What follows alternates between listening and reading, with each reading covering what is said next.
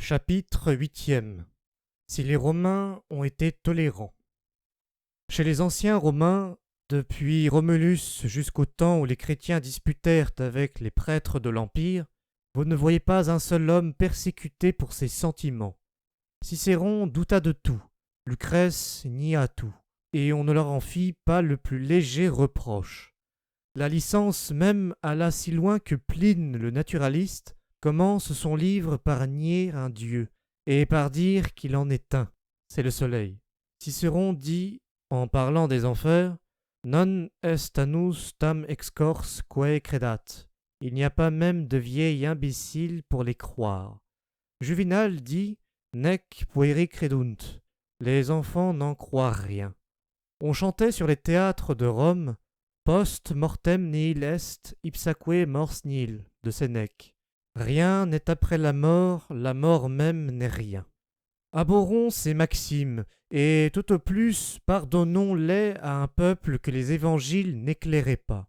Elles sont fausses, elles sont impies, mais concluons que les Romains étaient très tolérants, puisqu'elles n'excitèrent jamais le moindre murmure. Le grand principe du Sénat et du peuple romain était « Deorum offensae diis curae ».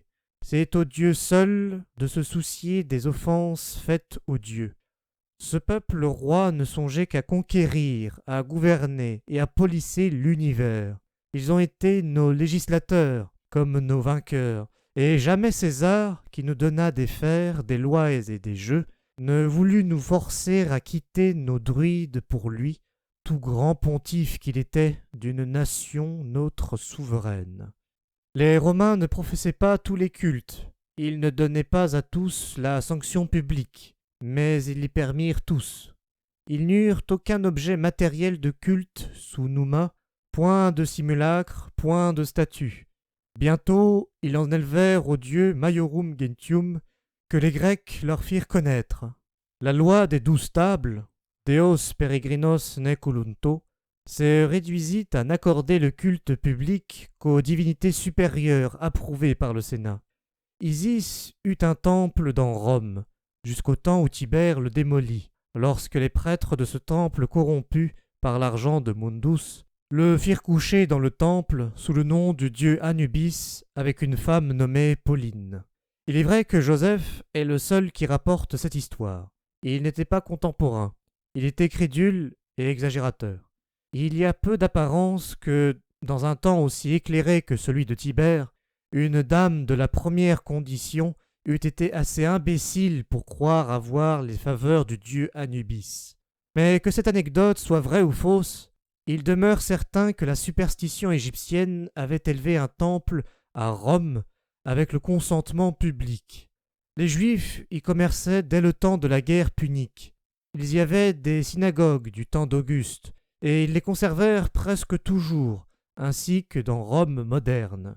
Y a-t-il un plus grand exemple que la tolérance était regardée par les Romains comme la loi la plus sacrée du droit des gens? On nous dit qu'aussitôt que les chrétiens apparurent, ils furent persécutés par ces mêmes Romains qui ne persécutaient personne. Il me paraît évident que ce fait est très faux. Je n'en veux pour preuve que saint Paul lui-même. Les Actes des Apôtres nous apprennent que saint Paul, étant accusé par les Juifs de vouloir détruire la loi mosaïque par Jésus-Christ, saint Jacques proposa à saint Paul de se faire raser la tête et d'aller se purifier dans le temple avec 4 Juifs, afin que tout le monde sache que tout ce que l'on dit de vous est faux, et que vous continuez à garder la loi de Moïse. Paul, chrétien, alla donc s'acquitter de toutes les cérémonies judaïques pendant 7 jours. Mais les 7 jours n'étaient pas encore écoulés quand les Juifs d'Asie le reconnurent, et voyant qu'il était entré dans le temple, non seulement avec des Juifs, mais avec des gentils, ils crièrent à la profanation. On le saisit, on le mena devant le gouverneur Félix, et ensuite on s'adressa au temple de Festus. Les Juifs en foule demandèrent sa mort. Festus leur répondit: Ce n'est point la coutume des Romains de condamner un homme avant que l'accusé ait ses accusateurs devant lui, et qu'on lui ait donné la liberté de se défendre. Ces paroles sont d'autant plus remarquables dans ce magistrat romain qu'il paraît n'avoir eu nulle considération pour saint Paul, n'avoir senti pour lui que du mépris. Trompé par les fausses lumières de sa raison, il le prit pour un fou. Il lui dit à lui-même qu'il était en démence. Multae te literae ad insaniam convertunt. Festus n'écouta donc que l'équité de la loi romaine, en donnant sa protection à un inconnu qu'il ne pouvait estimer. Voilà le Saint-Esprit lui-même qui déclare que les Romains n'étaient pas persécuteurs et qu'ils étaient justes.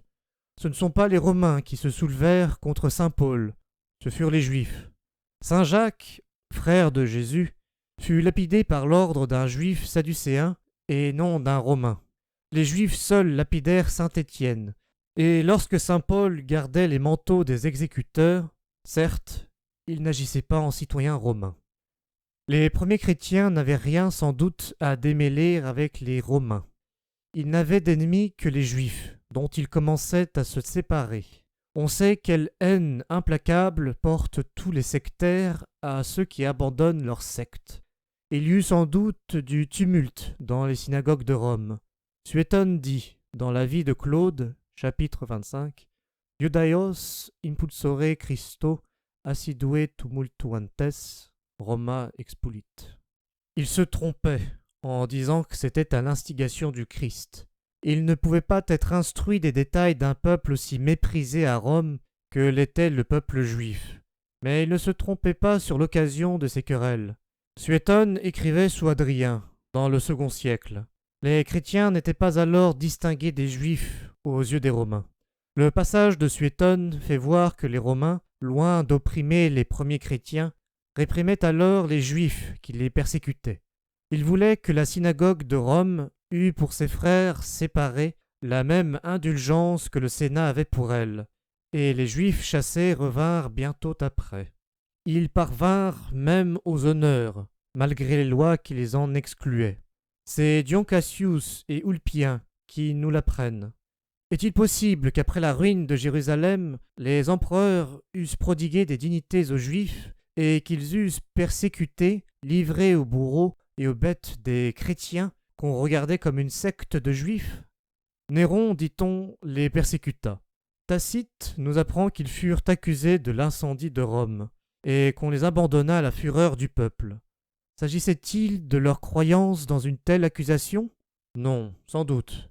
Dirons-nous que les Chinois, que les Hollandais égorgèrent, il y a quelques années, dans les faubourgs de Batavia, furent immolés à la religion? Quelque envie qu'on ait de se tromper, il est impossible d'attribuer à l'intolérance le désastre arrivé sous Néron à quelques malheureux demi-juifs et demi-chrétiens.